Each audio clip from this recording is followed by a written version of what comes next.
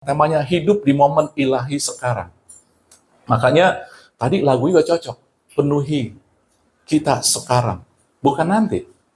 Jadi ketika Anda duduk di sini, ibadah, jangan menjadi suatu rutinitas, tetapi harapkan sekarang ada sesuatu yang Tuhan sedang bekerja. Karena Allah kita adalah Allah yang now, saudara-saudari. Allah kita adalah Allah yang sungguh-sungguh bergerak sekarang ini. Ya, jadi kita mulai juga melihat pekerjaan Tuhan, lalu respon kita. Karena kalau enggak ada artinya. Sekarang Anda percaya nggak bahwa ada hadirat Tuhan di tempat kita sekarang ini? Kalau kita percaya, respon kita itu penting. Ketika Anda mengalami hadirat Tuhan, bukan mengalami, menyadari kehadiran Tuhan, karena mengalami hasil dari menyadari. Ketika Anda menyadari ada hadirat Tuhan, lewat firman, bukan lewat perasaan, maka Anda akan menyembah nggak seperti menyembah yang rutinitas. Anda nggak akan nyanyi seperti nyanyi biasa-biasa aja. Anda nggak akan dengar firman seperti biasa-biasa aja. Firman yang biasa-biasa aja, yang sepoi-sepoi, tetapi seperti kuasa Roh Kudus yang menghantam kita. Karena ketika kita menyadari ada kehadiran Tuhan, kita menyadari ada suara Tuhan, maka kita akan mengalami itu, saudara. Jadi saya mengundang Anda untuk mulai menyadari. Ya, nah, bukan suatu kebetulan, tetapi suatu rangkaian Tuhan yang Tuhan mau berikan kepada kita. Dan hari ini pun juga bukannya khotbah. Minggu lalu saya bilang itu adalah pesan Tuhan. Hari ini pun juga sama. Suatu suara Roh Kudus, tuntunan Roh Kudus. Karena ketika kemarin minggu lalu Pastor Ivan ngomong, bicara, itu juga udah ditaruh di hati saya untuk bicara sesuatu yang Tuhan mau sampaikan hari ini. Makanya saya ngeliat, oh ini suatu rangkaian. Apa yang kita sampaikan hari ini, yang kita dapat hari ini pernah Tuhan sampaikan. Tetapi saya nggak peduli, udah pernah disampaikan, kalau disampaikan 2 kali, artinya ini penting. Bukannya saya nggak ada bahan untuk menyampaikan, tetapi ini penting, Tuhan suruh 2 kali. Saya nggak peduli orang lain mau ngomong apa, tetapi saya peduli bahwa Tuhan suruh sampaikan ini. Ya, sebab itu simak sungguh-sungguh, ya, dan kita mau bereaksi dengan iman, dengan kebenaran firman ini. Ceritanya adalah di Kejadian di Kisah Para Rasul 3. Temanya adalah hidup dengan momen ilahi sekarang, ya. Atau bahasa Inggrisnya live the now moment. Kalau tadi anak-anak nyanyi live it out, ya. Jadi kita disuruh hidupin. Sekarang kita live the now moment. Hidupi momen sekarang, momen Tuhan sekarang. Anda mau harus hidupi, bukan hanya sekedar dengar, lalu Anda simpan, tapi harus hidupin.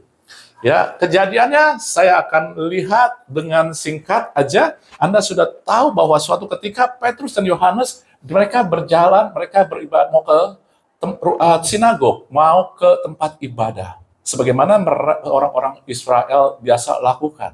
Ketika mereka di tempat ibadah itu, mereka mau di bait Allah, mau masuk di gerbang indah, di situ ada orang yang minta-minta, yang sudah lumpuh sejak lahir. Dia sudah biasa ditaruh di situ, dan yang menaruh dia, karena dia lumpuh, bukannya dia, tetapi orang lain yang membawa dia, meletakkan dia, seperti di gambar ini, ya. Lalu dia melakukan rutinitas dia, minta belas kasihan orang-orang yang datang untuk beribadah. Karena ketika orang beribadah, Anda tahu, kita bisa melihat di sini. Ketika orang beribadah, semua kelihatannya baik. Ya, ketika orang datang ke gereja, semua kelihatan kudus, ya. Semua kelihatan baik, suami istri gandeng tangan senyum, tetapi kita nggak tahu di rumah terjadi apa. Oleh sebab itulah kesempatan buat tukang yang minta-minta ini, orang yang lumpuh ini, tempat yang paling cuan buat minta-minta adalah rumah ibadah, kata dia. Maka dia datang setiap hari ke situ, ditaruh oleh orang-orang.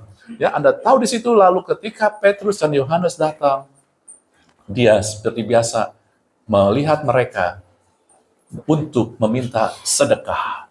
Ketika diminta sedekah, lalu Petrus dan Yohanes katakan, lihatlah kepada kami. Ya. Dan Anda tahu ceritanya kemudian, Petrus dan Yohanes katakan, emas dan perak tidak ada padaku, tetapi apa yang aku punyai, demi nama Yesus Kristus, orang Nazaret itu, berjalanlah. Maka diangkat orang itu oleh Petrus, dan orang itu berjalan. Ingat saudara-saudari, keadaan orang ini adalah lumpuh sejak lahir. Kalau kita mungkin lumpuh karena ya mungkin kecelakaan bukan sejak lahir, itu mungkin orang nggak akan aneh.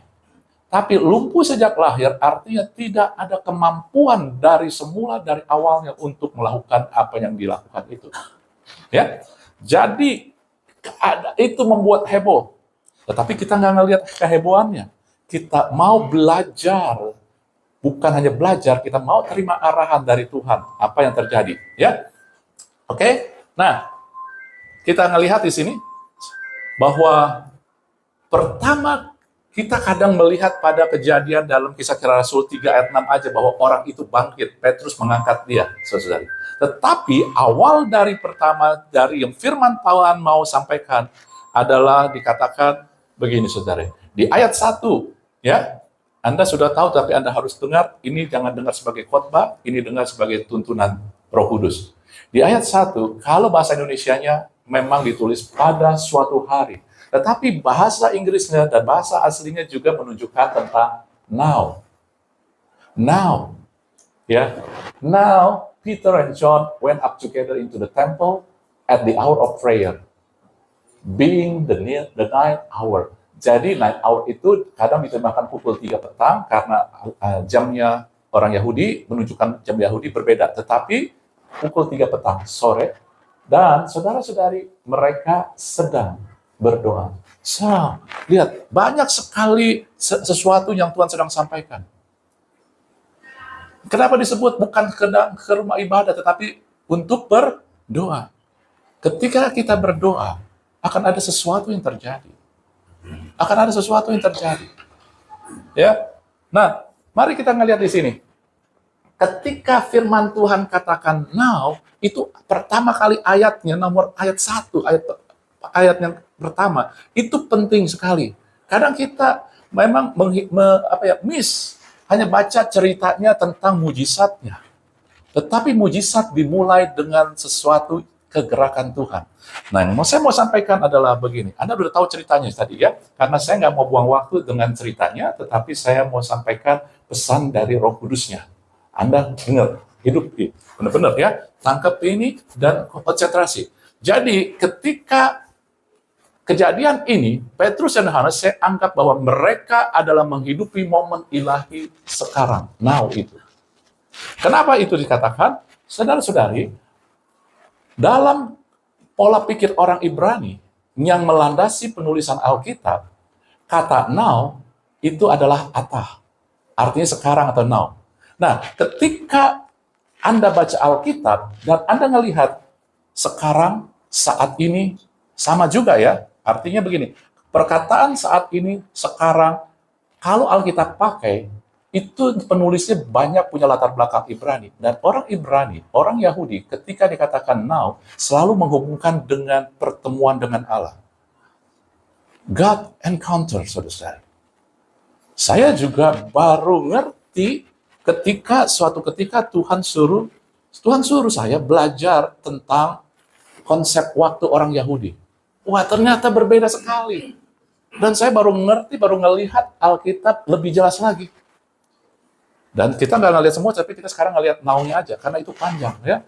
Nah, ngelihat now-nya aja, ini udah wah, luar biasa. Kalau kita bilang sekarang itu biasa-biasa, tetapi ketika Alkitab ngomong sekarang, artinya Tuhan mau bekerja. Ketika Alkitab ngomong sekarang, artinya ada suatu divine intervention, ada divine appointment, artinya ada campur tangan ilahi, ada kuasa Tuhan yang bekerja, saudari. Kadang kita nggak ngelihat hal tersebut. Kita anggap biasa-biasa aja. Kita ngelihat di dalam Lukas 19 tentang Sakeus.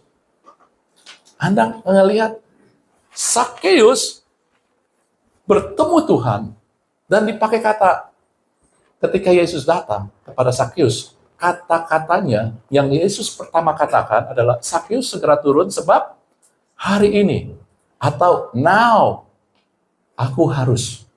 Artinya apa? Artinya ada suatu God encounter, perjumpaan Tuhan, karya Tuhan. Yang Anda lihat terjadi, yang terjadi apa? segera Sakeus berubah. Nggak perlu waktu. Nggak perlu waktu, saudara. Ketika Tuhan ngomong now, akan ada terjadi sesuatu yang karya dia, saudara. Amin. Dan kalau Anda ngelihat lagi dalam Yohanes 4, ketika seorang pegawai istana, anaknya sakit, datang ke Tuhan, lalu dia menunjukkan iman, dan waktu dia pulang, anaknya sudah sembuh. Ditanya, kapan anak itu sembuh? Mereka bilang, pada siang, pukul 1 demamnya hilang. Maka teringatlah ayat itu, pada saat itulah. Memang dia sudah berjalan di dalam konteks future, masa ke depan. Anaknya sudah sembuh, dia baru tahu. Tetapi kejadiannya adalah waktu Yesus, saat Yesus bicara. Anda melihat ketika saat Yesus bicara, akan ada sesuatu kuasa Tuhan yang bekerja. Itu konsep now.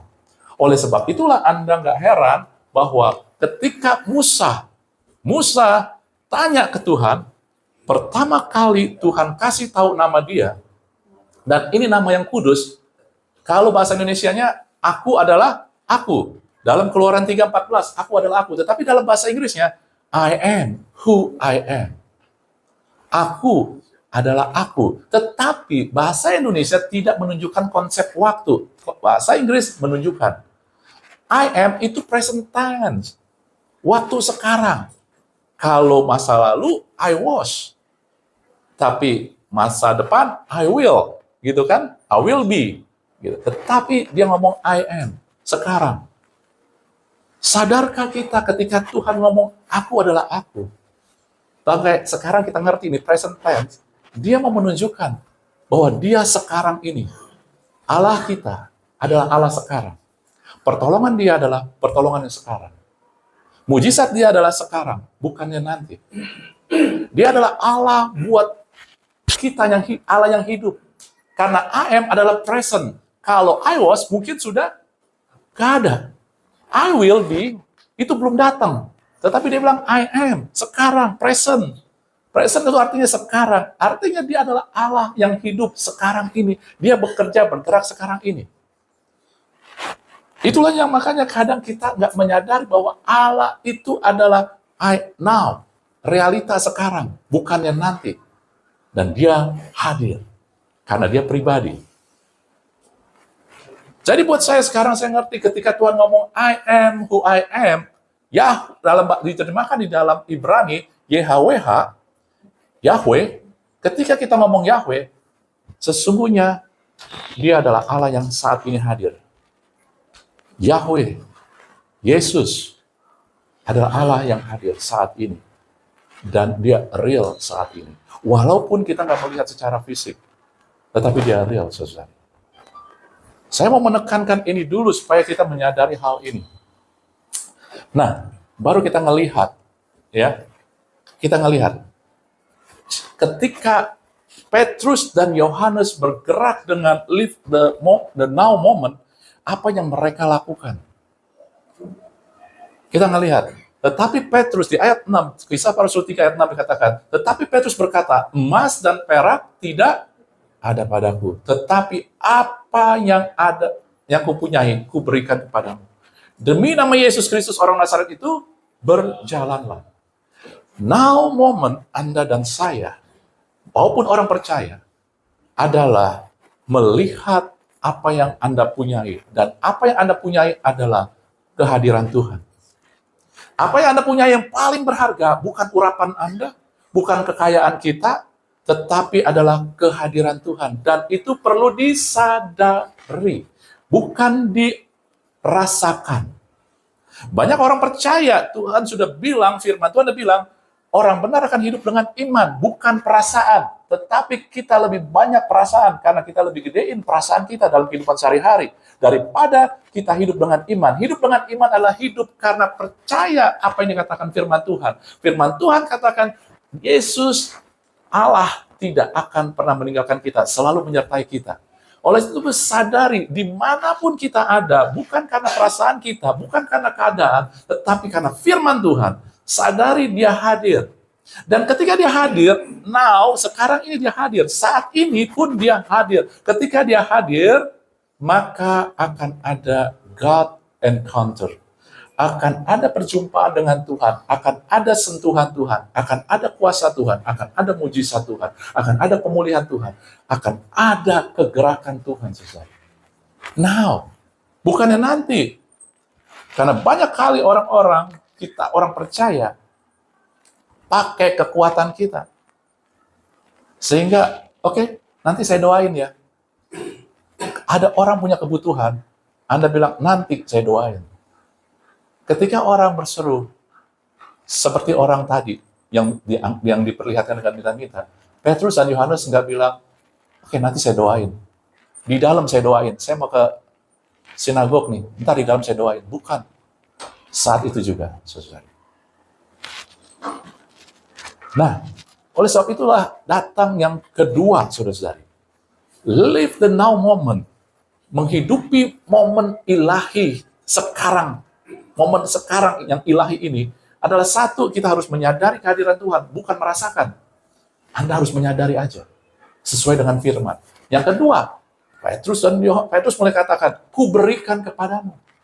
Nah, ketika dikatakan ku berikan, memberikan doang. Bukan itu. Tuhan mulai menuntun, memperlihatkan bukan itu. Banyak orang akan memberikan ketika orang minta-minta, memberikan apa yang dia minta. Ini uang, emas dan perak lambang uang, sesuatu yang dunia. Tetapi Petrus dan Yohanes, dia datang sebagai warga kerajaan Allah. Sehingga dia bilang, bukan emas dan perak yang dia mau berikan, itu dari dunia. Maka apa yang dia punyai, yaitu sesuatu yang datang dari kerajaan Allah. Dengan kata lain, saya mau katakan, ataupun Roh Kudus katakan begini, kamu harus punya pola pikir kerajaan Allah. Harus ada kingdom mindedness.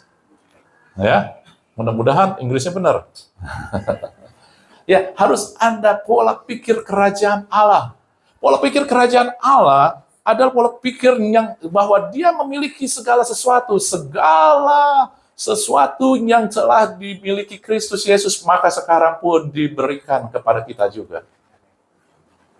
Bukan secara materi.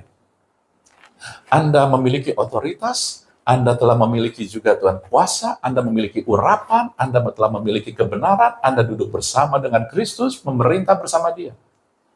Sehingga tidak pernah merasa kekurangan. Amin, saudara-saudari. Jadi ini dia yang butuh kita mulai lihat. Kemudian langsung di ayat 7, ketika dia bilang, apa yang kupunyai kuberikan, dia nggak berdiam begitu aja. Lalu dia mulai memegang tangan orang itu dan membantu dia berdiri. Wow, saudara-saudari, saya bukannya udah bisa, tetapi saya pasti bisa ketika saya mengaktifkan iman Yesus. Ketika saya mulai menyadari bahwa Roh Kudus yang bekerja. Siapa yang di sini pernah berdoakan? Orang lumpuh kemudian angkat tangannya, tarik ya, kamu pasti sembuh.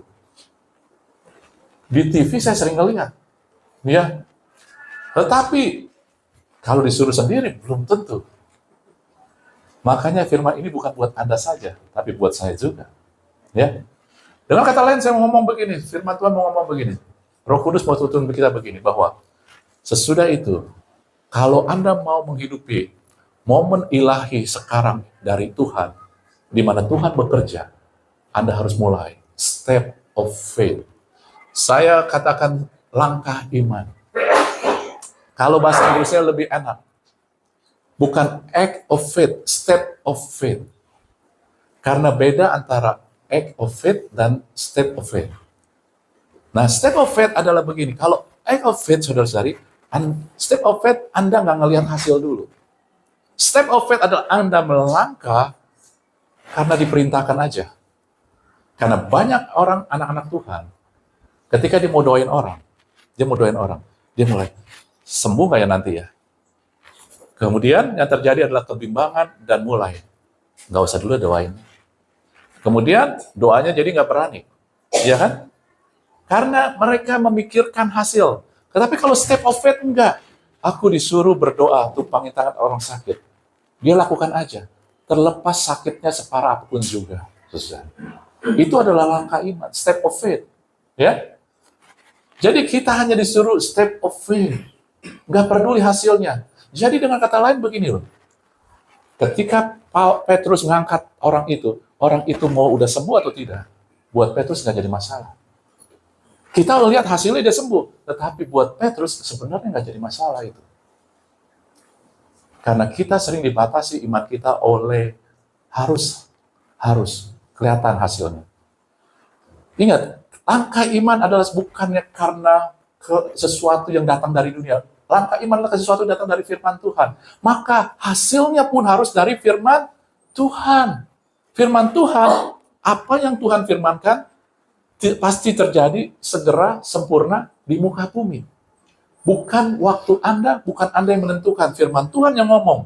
Apa yang keluar dari mulut Allah tidak akan kembali sia-sia. Itu aja, hasilnya buat kita pegang itu aja, saudara. Anda nangkep nggak?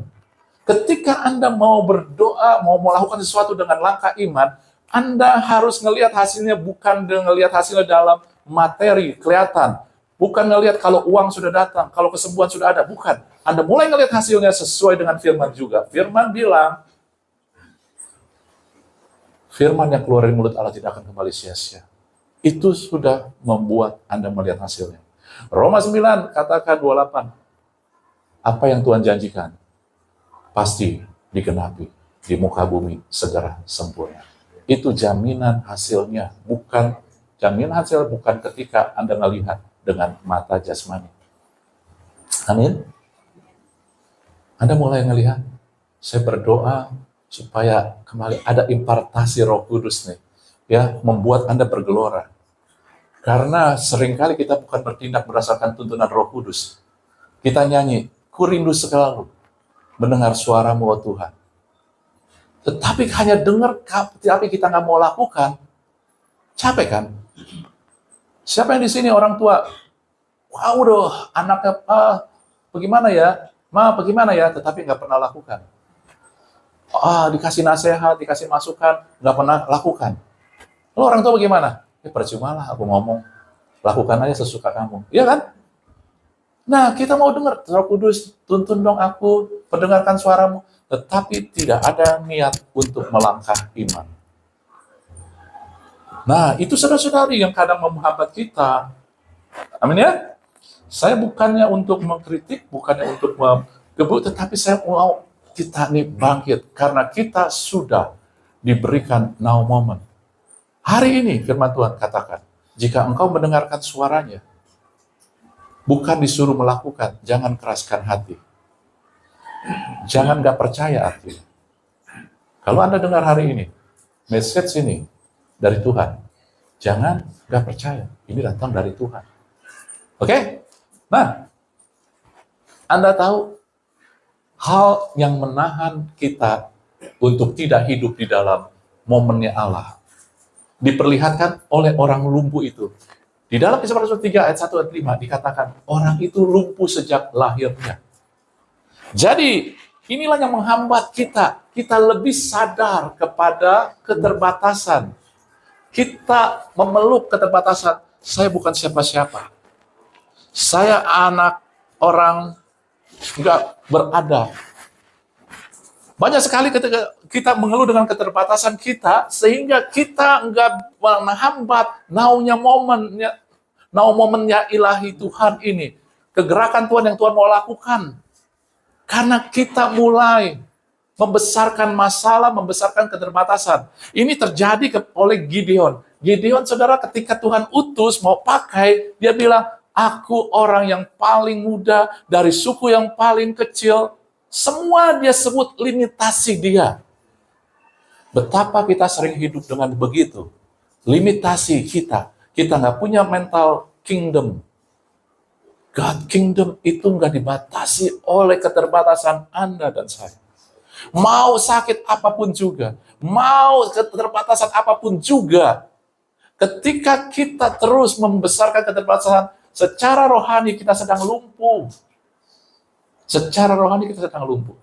Lalu kemudian Anda ngelihat, ya, dia harus diusung. Siapa yang usung dia? Orang-orang lain. Nggak mungkin kan orang lumpuh mengusung orang lumpuh, nggak mungkin orang lain. Seringkali kita lebih dipengaruhi orang. Ini gara-gara dia, Pak. Ini gara-gara orang tua saya. Ini gara-gara teman saya. Ini gara-gara istri saya. Ini gara-gara suami saya. Ini gara-gara saudara saya. Saudara-saudari, kita lebih sesungguhnya kita sedang bergantung pada manusia. Artinya begini, kalau dia lebih baik dari saya, kalau lebih baik dari saat ini, saya akan lebih baik. Artinya apa? Anda sedang bergantung pada manusia. Anda sedang bergantung, saya katakan, flesh, daging, reliant. Anda sedang bergantung kepada daging. Dan Yeremia katakan, terkutuk. Artinya kita nggak bisa melihat kuasa Tuhan. Ketika kita mulai melemparkan, membiasakan orang lain yang menentukan kita. Saudara-saudari, Tuhan, now momen Tuhan nggak ditentukan oleh orang lain. Orang lain mungkin menghina Anda, mungkin merendahkan Anda. Orang lain mungkin nggak memperhitungkan Anda. Tetapi Tuhan, now-nya momennya Tuhan, tidak bergantung oleh mereka. Tidak bergantung oleh keadaan.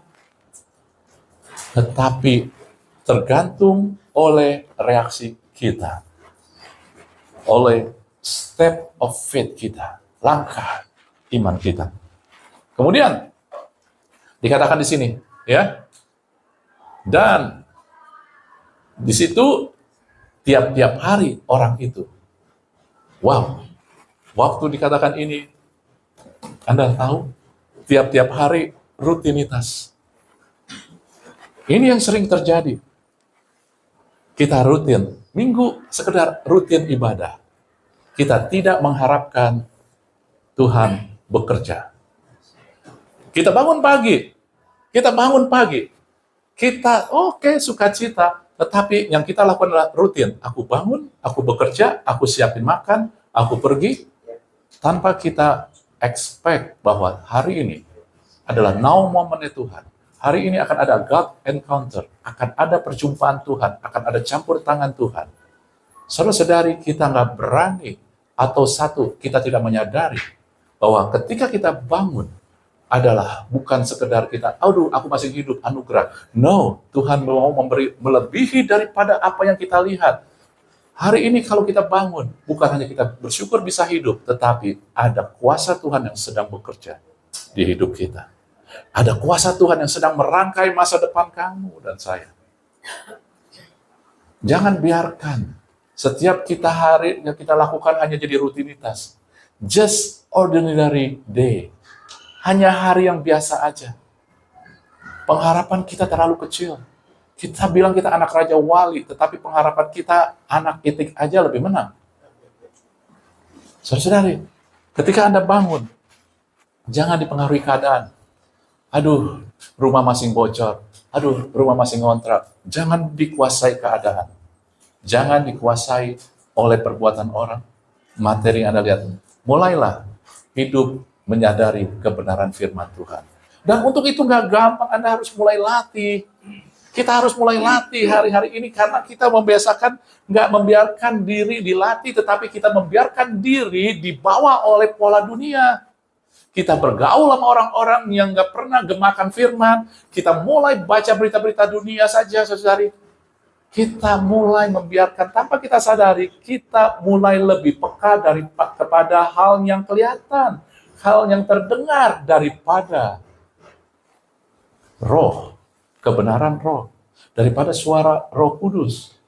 Karena kita lebih dengar suara yang dari berita, koran-koran, ataupun internet, media, TikTok, apapun juga, daripada kita diketok ya pintunya oleh Roh Kudus.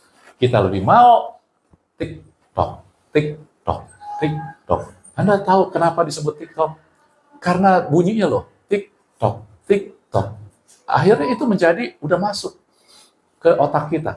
Jadi rutinitas, jadi ritme yang sudah kita kenal, familiar sekali. Ya, sehingga Anda, apa yang diperlihatkan TikTok, itu yang menarik. Apa yang dikatakan TikTok, itu yang, wah, saya senang. Gitu. Ya, tetapi Anda dan saya adalah anak-anak kerajaan Allah. Habit Anda, kebiasaan kita Naluri kita adalah mendengar suara Tuhan. Jangan sekedar berseru, mendengarkan suaramu, tetapi kita lebih banyak dengar suara dunia. Oleh sebab itulah ketika kemarin dikatakan di dalam tuntunan Tuhan, kamu harus melapangkan dada, melapangkan hatimu. Cara melapangkan hati bagaimana, saudari? Kalau Anda ada di ruangan ini, cara melapangkan ruangan ini adalah Anda mulai keluarin nih yang nggak kepake. Mana yang nggak kepake? Sampah-sampah mulai keluarin. Bangku-bangku yang nggak kepake mulai keluarin. Cara melapangkan hati adalah apa yang nggak penting buat kerajaan Allah, Anda mulai keluarin. Dendam, benci, terus cinta dunia. Saudara mulai keluarin. Kalau enggak, Anda akan terus menganggap itu berharga.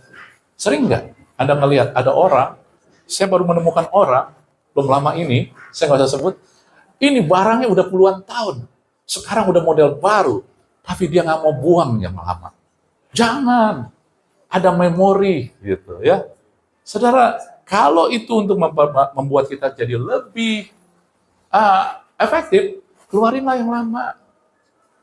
Ya, kalau kita udah punya oven yang terbaru, lalu Anda mau pakai tapi nggak ada tempat, maka Anda lakukan adalah yang lama keluarin. Nggak bisa. Kalau itu berdampingan, lalu Anda mau bilang, oh lapang. Nggak bisa.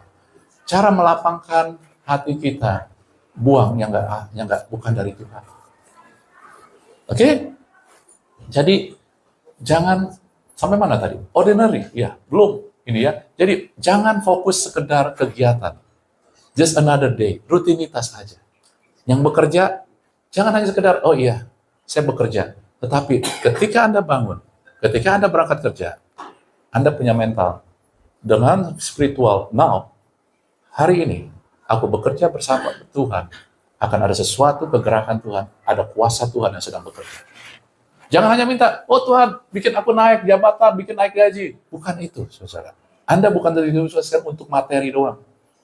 Tetapi Anda diciptakan untuk mulai berfokus kepada kegerakan Tuhan. Karena kehadiran Tuhan itu mahal sekali harganya.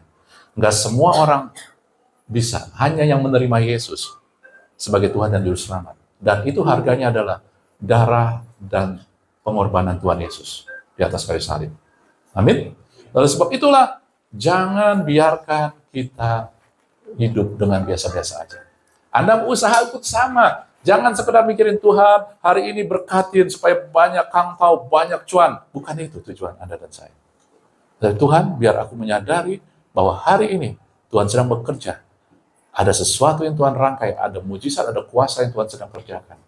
Expect, harapkan sesuatu sesari. Jangan hanya sekedar rutinitas. Orang Israel ketika mereka keluar dari Mesir, 38 tahun, mereka hanya melihat rutinitas doang. Mereka nggak melihat bahwa selama itu Tuhan sedang membuat mereka mengenal Allah. Yang mereka ngelihat adalah rutinitas. Hasilnya apa? Komplain, mengeluh. Susah amat hidup. Kok terus-terusan kayak gini, muter-muter terus kayak begini. Padahal Tuhan sedang membuat mereka mengerti tentang disuruh bangun bait Allah. Kan tujuannya untuk mengenal Allah. Disuruh mulai bergerak berdasarkan tuntunan Tuhan supaya mengerti suara Tuhan dan waktunya Tuhan. Bukannya untuk aktivitas. Ketika mereka aktivitas Tuhan, akhirnya mereka, waduh, rutinitas bangun pagi, makan mana, mengeluhlah.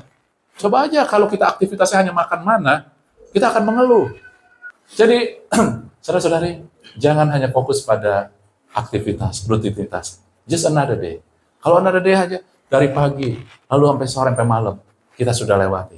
Tuhan nggak mau suruh Anda untuk menjalani hari hanya sekedar hari, tetapi Anda diciptakan, ditebus, dimahkotai untuk berjalan bersama Dia. Setiap hari, di dalam aktivitas kita, bukan arti kita nggak lakukan aktivitas. Benar? Jadi, ayo lakukan aktivitas kita benar, tetapi bukan lakukan rutinitas. Lakukan aktivitas bersama Tuhan. Namun aku hidup, tetapi bukan lagi aku yang hidup, tetapi Christ live in me. Kristus yang hidup di dalam aku. Anda mulai mengalami, merasakan, kalau saya lakukan ini, masak, saya masak bersama Kristus. Ini bukan rutinitas. Kalau rutinitas hasilnya bosen. Hasilnya apa? Nggak ada kreativitas. Masaknya itu lagi. Benar nggak? Nah, ya, kerja juga nggak ada kreativitas. Itu doang yang dilakukan. Akhirnya prestasinya nggak ada. Karena apa? Rutinitas. Nggak ada aktivitas yang kita lakukan bersama Tuhan, karena Tuhan adalah sumber kreativitas. Anda ngelihat ciptaan Tuhan itu luar biasa. Snowflake aja buat salju itu nggak ada yang sama. Terus binatang itu, saudara-saudari, zebra misalkan, zebra itu nggak ada belang yang sama. Itu kreativitas Tuhan luar biasa. Saya baru ke Jatim Park, terus ke kebun binatang, itu ada informasi. Saya baru tahu, tidak ada zebra yang belangnya sama. Gila ya. Nggak ada yang sama, Tuhan tuh kreatif sekali. Jadi yuk, kita pun sama. Ketika kita hidup dengan berjalan bersama Tuhan, Anda akan mulai kreatif. Anda mulai melihat peluang-peluang. Anda mulai melihat hal-hal yang orang lain nggak lihat. Karena Allah kita adalah Allah yang melampaui segala sesuatu. Amin? Ya. Lalu, yang keempat, orang ini adalah selalu meminta sedekah. Kenapa? Karena mentalitasnya adalah miskin. Secara materi mungkin kita nggak punya apa-apa, tetapi Anda jangan biarkan ini masuk ke dalam pikiran Anda bahwa saya miskin. Inilah juga yang sedang kita lakukan, saudara-saudari. Dalam program BOSS, Building on Spiritual Substance, yang dilakukan oleh Pastor Ivan, dia berkorban, saudara-saudari. Dia belajar itu digodok hampir 2 tahun. Lalu kemudian anak-anak Anda disuruh ikut, mulai dari umur 6,5 sampai 11,5. Tiap minggu, salah satu tujuannya adalah membuang kata bendahara, kata miskin dalam mentalitas anak-anak kita.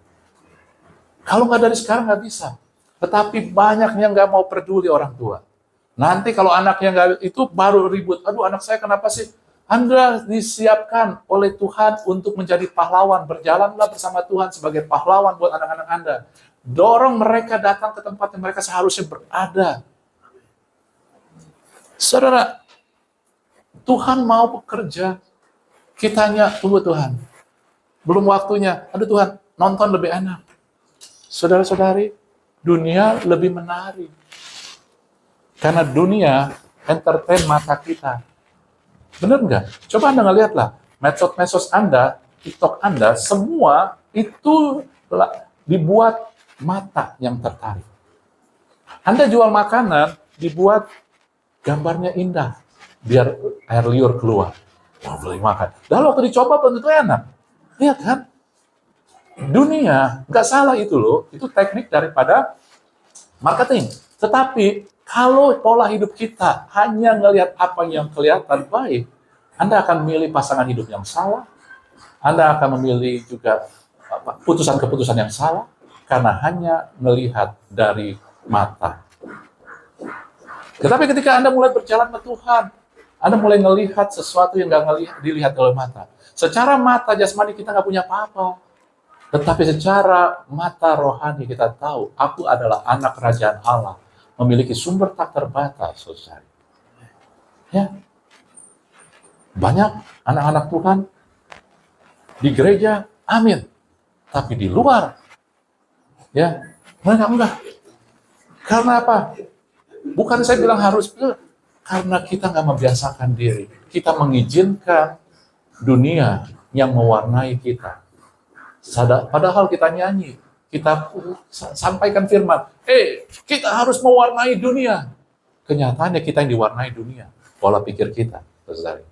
Ya, makanya saya undang, ketika kita dapat message Tuhan, bahwa Tuhan mau memperluas kita, saya undang kita ambil waktu sungguh-sungguh sama Tuhan. Jangan hanya, ya saya terima. Anda terima, tapi hati Anda masih penuh dengan yang dari dunia. Jadi, nggak bisa menampung apa yang Tuhan mau berikan. Ya, oke. Saudara, ini akhirnya bahwa ketika kita, bagaimana kita nggak menghidupi waktunya Tuhan, momennya Tuhan sekarang. adalah ketika kita lebih sadar pada keterbatasan, kita lebih bergantung pada manusia, ditentukan oleh manusia, kita fokus pada kegiatan, bukan apa yang Tuhan sedang rangkaikan, kerjakan. Lalu kita membiarkan mentalitas dunia. Mentalitas dunia adalah miskin, saudari. Mentalitas dunia adalah mentalitas miskin. Miskin bukan hanya sekedar materi. Mentalitas miskin akan membuat kita self-pity, mengasihi diri. Mentalitas miskin akan membuat kita membatasi. Membatasi apa? Membatasi kemampuan Anda dan saya. Kita mentalitas miskin akan mencuri cita-cita kita, harapan kita. Karena kita pikir, nggak mungkin lah. Udahlah, nggak usah terlalu tinggi. Jangan sampai kayak begitu, saudari. Anak-anak yang muda, engkau tidak dibatasi oleh keadaan keluargamu, orang tuamu, oleh pekerjaanmu, oleh pendidikanmu, apapun juga. Walaupun kalau dapat kesempatan, ambil pendidikan itu, saudari. Karena itu untuk memperluas wawasan kita. Tetapi engkau tidak dibatasi oleh keadaan-keadaan yang ada, saudari. Akhirnya saya mau ngomong, ini dia. Ya, ini konklusinya. Bahwa bagaimana saya menghidupkan momen ilahi Tuhan sekarang. Momen sekarang yang ilahi ini. Karena ketika kita ngomong sekarang artinya saat ini. Jam ini. Nanti besok Anda hidup, bangun, itu adalah now-nya Anda. Dan hidupi juga sama, saudari. Sadari, ini bukan ordinary, bukan hari rutinitas biasa. Ini adalah hari di mana Tuhan bekerja. Tuhan melawat Anda. Tuhan hadir. Dan miliki pola pikir kerajaan, saudari. Mulai melangkah, walaupun nggak perlu ngelihat hasil secara kasat mata. Hasil yang kita harus melihat adalah sesuai dengan firman Tuhan. Kalau firman Tuhan bilang itu, oleh hidup Yesus kamu sudah sembuh, itu hasil final kita. Bukan kita ngelihat dulu, bagaimana ngecek darah, udah belum? Udah bagaimana? Udah hilang belum sakitnya? Bukan itu. Itu akan menghambat Anda. Ketika Anda doain orang, saya mulai belajar, ketika Anda doain orang, saya nggak peduli apa yang diperlihatkan oleh dunia. Hasilnya adalah sesuai dengan apa yang dikatakan firman aja. Mau kapan, itu bukan urusan kita. Tuhan yang atur, kamu bukan Tuhan. Let God be God. Izinkan Tuhan jadi Tuhan. Dia tahu waktunya, momennya. Tetapi bagian kita adalah step of faith. Mulai jalani yang Tuhan suruh, yang digerakkan di hati kita, saudara. Saya akan tutup dengan begini, saudara. Suatu ketika, pelayanan Yesus yang pertama, yang berhubungan dengan tempat ibadah di sinagog, adalah di dalam Lukas 4, ayat 21. Lukas 4 ayat 21 ini, saudara-saudari, pakai bahasa Inggrisnya dari terjemah TPT. Ketika Yesus datang ke sinagog Bait Allah, dan ketika dia mulai berkhotbah, pertama kali dia berkhotbah di Bait Allah, saudara, pelayanan pertama dia buka dari kitab Yesaya 61. Dia baca, lalu dia bilang, "Today, this scripture came true in front of you." Hari ini, kitab suci ini, janji ini, menjadi kenyataan di hadapanmu. Dan ini adalah firman Tuhan. Dan ini berbicara buat Anda. Hari ini, janji Tuhan menjadi kenyataan di hadapan. Ketika Anda dan saya mau hidup dengan now momennya Allah. Ketika Anda mulai menyadari, Tuhan hadir loh. Tuhan mau menggenapi janjinya. Tuhan mau menyembuhkan saya. Tuhan mau melawat saya. Anda sadar ketika Tuhan Yesus mau menyembuhkan orang, dia tanya orang tersebut, mau engkau sembuh? Ketika orang buta datang ke dia, Yesus anak Daud, kasihanilah aku. Udah tahu buta, pasti minta celik. Matanya jadi melek. Tetapi dia tanya, mau apa engkau dariku? Kenapa? Karena bukan tentang Yesus mau sembuhkan atau tidak, tetapi maukah Anda menerima kesembuhan itu, pemulihan itu? Maukah Anda mulai melihat hari ini janji itu menjadi kenyataan? Bukan Tuhan yang menahan, kitanya yang nggak melihat. Hari ini Tuhan hadir, Tuhan melawan buat kita semua.